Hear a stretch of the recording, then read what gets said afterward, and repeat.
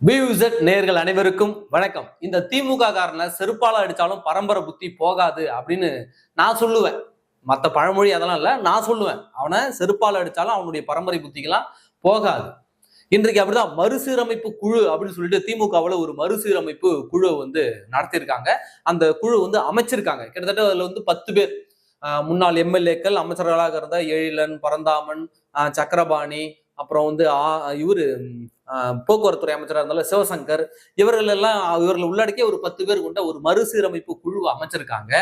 திமுகவினுடைய தோல்விக்கான காரணம் என்ன, அந்த தோல்வியை சரி செய்வதற்காக தான் இந்த மறுசீரமைப்பு குழுவே. இதுலயே மிகப்பெரிய ஓட்டையை போட்டு வச்சிருக்காங்க. அதை பற்றி தான் இந்த காணொலியில நாம இன்றைக்கு பார்க்க போகிறோம். இது வரைக்கும் நம்முடைய இந்த புதிய சேனலை நீங்க சப்ஸ்கிரைப் பண்ணாம இருந்திருந்தா மறக்காம சப்ஸ்கிரைப் பண்ணுங்க.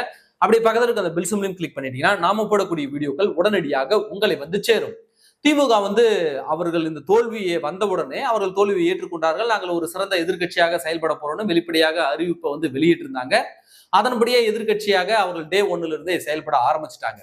திமுக கிட்ட ஒரு சில விஷயங்களை நாம பார்த்து கத்துக்கணும் அப்படின்னு நான் சொல்லுவேன். ஏன்னா திமுகன்றது ஒரு இன்ஸ்டிடியூஷன்.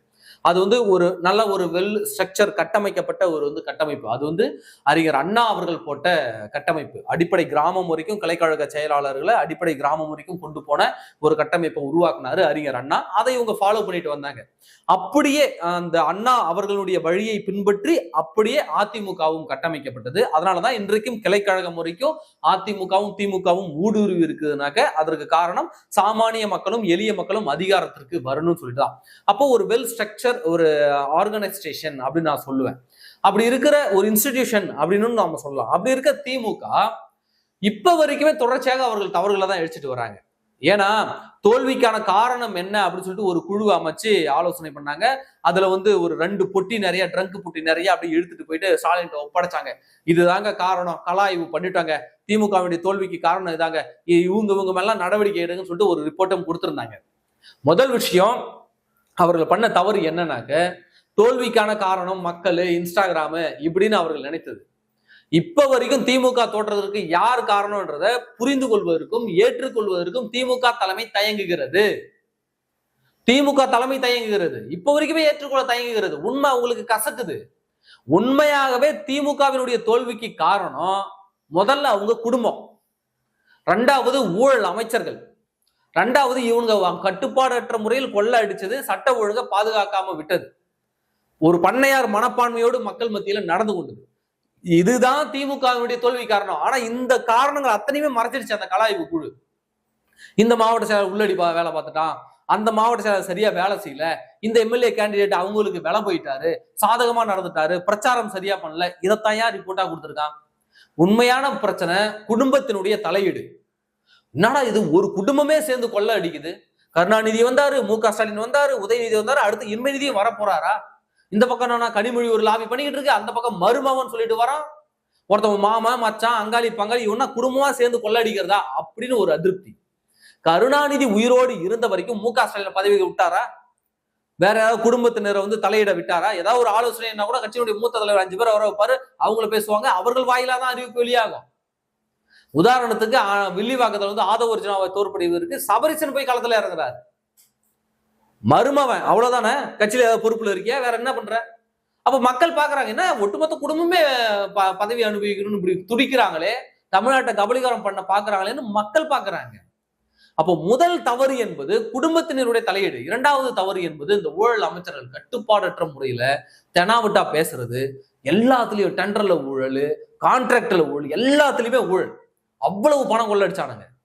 சரி, அடிக்கிறானுங்களே, கட்டுற பாலத்தையாவது தரமா போடுறானுங்கனாக்க கட்டி 6 மாசத்துல திருவண்ணாமலையில ஒரு பாலம் ஆத்துல அடிச்சுக்கிட்டு போகுது.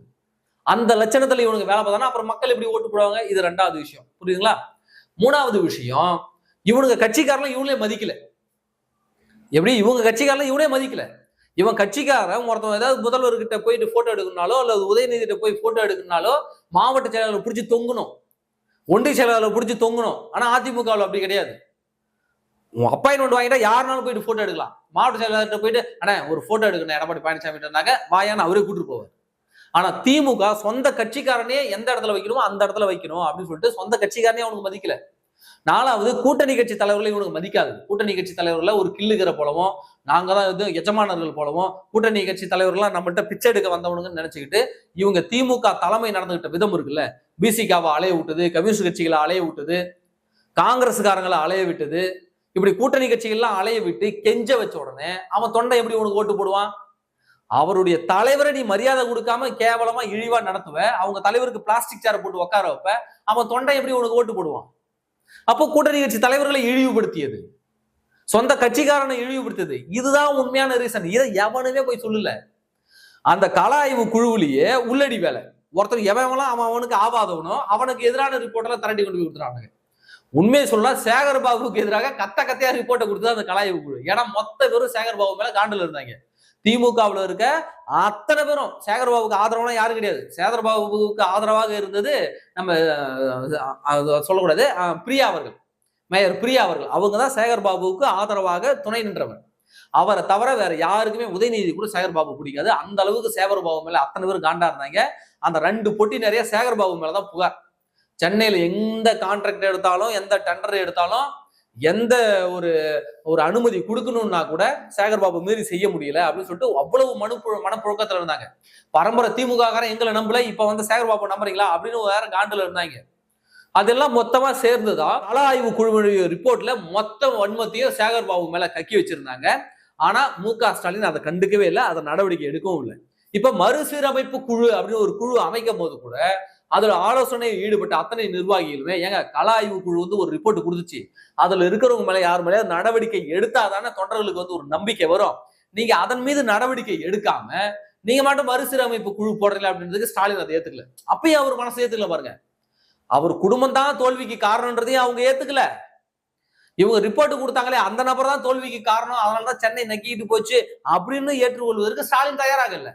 ஆனா மறுசீரமைப்பு குழு போட்டு ஒரு 10 பேரை போட்டு மாவட்ட செயலாளருடைய எல்லைகளை நிர்ணயிங்க, எந்த மாவட்ட செயலாளர் வந்து சரியா வேலை செய்யறதை கண்டுபிடிங்க அப்படின்னு சொல்லிட்டு ஒரு 10 பேரை குழு போட்டிருக்காங்க. இது எப்படி ஒர்க் அவுட் ஆகும்? உண்மையான பிரச்சனையை சால்வ் பண்ண நீங்க தயாராக இல்லை, தொண்டர்களுடைய விருப்பத்தை கேட்கறதுக்கும் நீங்க தயாராக இல்லை. அப்ப எப்படி இது வந்து நீங்க சால்வ் பண்ண முடியும்? மறுசீரமைப்பு குழு போட்டாலும் எப்படி சால்வ் பண்ண முடியும்? இதுல சபரீசனு, உதயநிதி, கனிமொழியை கூப்பிட்டு தனி ஆலோசனை வேற. இதுக்குள்ள இவங்களுக்கு பஞ்சாயத்து. இவரு உதயநிதி என்ன சொல்றாருனாக்க, இந்த சீனியர்லாம் வேணாம், எல்லாரையும் விரட்டி விடுங்க, புதிய ஜென்சி ஏடிஎம்கே டிஎம்கேவா நம்ம மாத்தணும், நிறைய இளைஞர்களை நம்ம உள்ள கொண்டு வரும் பொறுப்புக்குன்னு இவர் சொல்றாரு. கனிமொழி அப்படிலாம் பண்ண வேண்டாங்க, நீங்க மட்டும் எல்லாரையும் நீங்க பத்தி விட்டுட்டீங்கன்னா, வயசானவங்களாம் ஒதுக்குனீங்கன்னா அவங்க வேற கட்சிக்கு போற மாதிரி இருக்கும், அவருடைய ஆதரவாளர்களும் போய் சேர்ற மாதிரி இருக்கும், இது தேவையில்லாத வேலை. அப்ப இளைஞர்களுக்கு மாற்று வழியை உருவாக்கணும் அவங்க ஆலோசனை சொல்லியிருக்காங்க. இதுல நம்ம சபரீசன் வேற, இவர் வேற உள்ள புகுந்து, மாமா இந்த பழைய நிர்வாகிகள் எல்லாம் உள்ளடி வேலை பார்த்துட்டாங்க, நம்ம கூட்டணி கட்சிக்காரங்களுக்கு நமக்கு வேலை செய்யல. ஆமா, நீ பண்ணையார் மனப்பான்மையில இருந்தா எப்படி வேலை செய்வாங்க, எப்படி ஓட்டு போடுவாங்க? கூட்டணி சேர்ற வரைக்கும் தான் அவங்கள மதிக்கிறீங்க, சேர்ந்ததுக்கு அப்புறம் இந்த விசிகா உங்க கூட்டணியில இருந்து ஒரு கொடிகம் கூட ஏத்த முடியல, ஒரு பதவி கூட அவங்களுக்கு நீங்க தரல. வாரிய தலைவர் பதவி கேட்டாங்க, மூஞ்சால அடிச்ச மாதிரி செருப்பால அடிச்ச மாதிரி அவங்கள விரட்டி விடுறீங்க. காங்கிரஸ் கட்சிக்கு என்ன வாரிய தலைவர் பதவி நீங்க கொடுத்துட்டீங்க? அப்படி என்ன பதவி அதிகாரத்துல உங்களுக்கு வந்து நீங்க கொடுத்துட்டீங்க? இன்னைக்கு தாவேகா மேல நம்மளுக்கு 1000 விமர்சனம் இருக்கலாம். ஆனால் தாவேகா என்ன பண்ணுதுனாக்க, 2 எம்எல்ஏவோட வந்தா கூட அவர்களுக்கு அமைச்சரவையில பங்கு கொடுக்குறாங்க, வாரிய தலைவர் பங்கு கொடுக்குறாங்க. இப்போ அந்த கூட்டணி கட்சி இடத்துல இருந்து யோசிச்சு பாருங்களேன். கூட்டணி கட்சியில இருந்து இடத்துல இருந்து நீங்க யோசிச்சு பார்க்கும்பொழுது, இத்தனை வருஷம் உனக்காக நான் உழைக்கிறேன், உன் கட்சிக்காக உழைக்கிறேன், நீ முதலமைச்சர் ஆகணும்னு உழைக்கிறேன், அதனால எனக்கு என்ன பயன்? நான் சார்ந்த சமூகத்துக்கு என்ன பயன்? அல்லது என் கட்சிக்கு என்ன பயன்? அந்த கூட்டணி கட்சியில் யோசிப்பாங்களா மாட்டாங்களா? இப்போ அதிகார சுவையை தாவேகா காட்டும் போது அதை நோக்கி தானே இயல்பாக போவாங்க. அந்த கட்சி தலைவர் இடத்துல இருந்து யோசிச்சு பாருங்களேன், இது இயல்பு தானே. அந்த கட்சி தலைவர்கள் இடத்துல இருந்து யோசிச்சு பாருங்க, இங்க போறோம், நமக்கு ஒண்ணுமே இல்லை, இவங்களுக்காக காட்டு கத்துறோம், இவனுக்கு என்ன பாவம் பண்ணாலும் அதை நாம தலையில் தூக்கி சுமக்கிறோம், அவங்களுக்கு முட்டு கொடுக்குறோம். அப்படி இருந்தும் நம்ம கட்சிக்காரன் மேலே வழக்கு போடுறாங்க, நம்ம கட்சிக்காரங்களுக்கு எந்த பிரதிபலனும் இவங்களுக்கு கொடுக்கறது இல்லை. இந்த பக்கம் ஒருத்தன் அமைச்சரவை பதவி தரன்றான், வாரிய தலைவர் பதவி தரன்றான், ஆட்சி அதிகாரத்துல பங்கு தரன்றான், நமக்கு என்ன கசக்குதா அப்படின்னு இயல்பாக போறாங்க. இது வந்து இயல்பாக ஒரு கட்சி தலைவர் வந்து யோசிக்கக்கூடியதான். அதை தான் இன்றைக்கு திமுக கூட்டணி கட்சிகள்லாம் யோசிச்சு அந்த பக்கம் தாவேகா பக்கம் தாவியதற்கான ஒரு வேலை. அது மட்டும் இல்லாம தாவேகா ஒரு காய் நகரத்துல நகர்த்துறாங்க. இப்போதைக்கு மட்டும் இந்த கூட்டணியா இல்லாம இது அப்படியே அடுத்தடுத்த தேர்தல்களுக்கும் இது ஒரு கூட்டணியாகவே அப்படி நகர்த்திக்கிட்டு போகணும் அப்படின்ற முடிவுல தாவேகா இருக்குது. இப்ப இதுல என்ன ஒரு சிக்கல்னா, இனிமே தாவேகா கொண்டு வந்த இந்த புதிய வழியால இனிமே திமுகவோ அதிமுகவோ கூட்டணியில பங்கு தரமாட்டேன் அப்படின்னு சொல்ல முடியாத ஒரு சூழலுக்கு கொண்டு வந்து விட்டுருக்கு. நீ கூட்டணிக்கு நீ பங்கு தரனா நான் அங்க போறேன், அங்க கூட்டணியில எங்களுக்கு ஆட்சியில பங்கு தராங்க, நாங்க அங்க போறேன் அப்படின்னு சொல்லுவதற்கான வாய்ப்புகளை இன்றைக்கு தாவேகா உருவாக்கி கொடுத்துருக்கு. இனிமே திமுகவோ அதிமுக முன்னாடி இருக்கக்கூடிய ஒரு சவால் என்னன்னா, கூட்டணி கட்சிகள் யாராவது உள்ள வந்தாங்கன்னா எங்களுக்கு அமைச்சரவையில இடம் தருவீங்களா அப்படின்னு கேட்பாங்க. கேட்க மாட்டாங்கன்னு யாராலையும் சொல்ல முடியாது. எங்களுக்கு அமைச்சரவையில் இடம் தாங்க, இல்ல வாரிய தலைவர் பதவியாக தாங்கன்னு சொல்லிட்டு இனிமேல் கேட்பதற்கான வாய்ப்பை இந்த தாவேகா உருவாக்கி விட்டு. அதனால இனி எந்த கட்சி ஆட்சிக்கு வந்தாலும் அது மிகப்பெரிய தலைவலியாக இருக்கும். ஏன் தாவேகாவே மீண்டும் ஆட்சி அமைத்தாலும் தாவேகாவுக்கே மிகப்பெரிய தலைவலியாக இது இருக்கும். எனக்கு அந்த அமைச்சர் பதவி தான், இந்த அமைச்சர் பதவி தான் சொல்லிட்டு கூட்டணி கட்சிகள் கேட்கத்தான் போறாங்க. இந்த முறையை ஏன் நாம அறிமுகப்படுத்தணும்னு சொல்லிட்டு தாவேகாவே கவலைப்படுவதற்கு வாய்ப்பு இருக்கு. ஜனநாயக முறைப்படி பார்த்தா இந்த ஆட்சி அதிகாரத்தில் பங்கு என்பது நியாயமானதுதான். ஆனா ஒரு கட்சி தலைவர், ஒரு கட்சி தலைமைன்ற முறையில பார்த்தாக்க, என்னங்க கூட்டணி ஆட்சி அமைச்சிருக்கிறோம், கூட்டணியில ஆட்சி கைப்பற்றிருக்கோம், அமைச்சரவையில் பங்கு கேட்கறாங்க, அதை பங்கு கேட்கறாங்களேன்னு தலைவலியா இருக்கு, நம்ம கட்சிக்காரனுக்கே இடம் இல்லையே அப்படின்னு யோசிப்பதற்கான ஒரு வாய்ப்பையும் இந்த முறை நடைமுறைப்படுத்தி இருக்கிறது. இனிமே எந்த தேர்தலுமே எந்த கட்சி ஆட்சிக்கு வந்தாலும் சரி, இந்த ஆட்சி அதிகாரத்தில் பங்கு என்ற குரல் இனிமேல் ஓங்கி ஒலிக்கும் என்பதை நாம எதிர்பார்க்கலாம். திமுக இப்பவும் திருந்துற பாடு இல்லை. அதனாலதான் சொல்றேன், திமுக புத்தியை செருப்பால் அடிச்சாலும் போகாது. இந்த கருணாநிதி குடும்பத்தை திருத்தவே முடியாது. இந்த கருணாநிதி குடும்பத்துக்கு என்ன சொன்னாலும் அவனுக்கு மண்டையில ஏறாது, விளங்கவே விளங்காது. அவனுக்கு அப்படிதான். அதனால அவனுங்களை விட்டு தள்ளுவான். ஏன்னா அவனுக்கு ஜெயிக்கிற மூடலே கிடையாது. திரும்பவும் இதே பண்ணையார மனப்பான்மையோடு இவனுக்கு இருந்தானுங்க அப்படின்னாக்க அவ்வளவுதான், திமுகவை குழி தோண்டி புதைக்க வேண்டியதுதான். அதிமுக இந்த பக்கம் வெளியில போறவங்களை போகட்டும்னு விட்டுட்டு அந்த இடத்துல புதிய புதிய நிர்வாகிகளை நிரப்புவதில் எடப்பாடி பழனிசாமி அவர்கள் குறியாக இருக்கிறார்.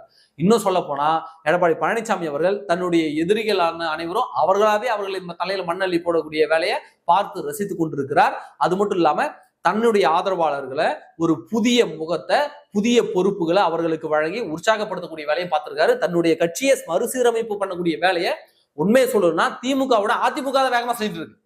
ஒரு கட்சியினுடைய மறுசீரமைப்புனா என்ன? அடிப்படை கட்டமைப்பையே தலையிட புரட்டி போடுறது. அப்போ மறுசீரமைப்புன்னு பேர்ல மட்டும் வச்சுட்டு சும்மா ஆய்வு கூட்டம் நடத்திட்டு வச்சுட்டு எவன் தப்பு பண்ணானே அவன் கையில போய் ரிப்போர்ட்டை கொடுக்கறது மறுசீரமைப்பு இல்ல. உண்மையான மறுசீரமைப்பு எங்க நடக்குதுன்னா அதிமுகவில் தான் நடந்துகிட்டு இருக்கு. அவருங்க பழைய தலைகள்லாம் வெளியே போய்கிட்டே இருக்கு. அந்த இடத்துல புதிய தலைகள் நிரம்பிக்கிட்டே இருக்கு. அப்ப எது உண்மையான மறுசீரமைப்பு?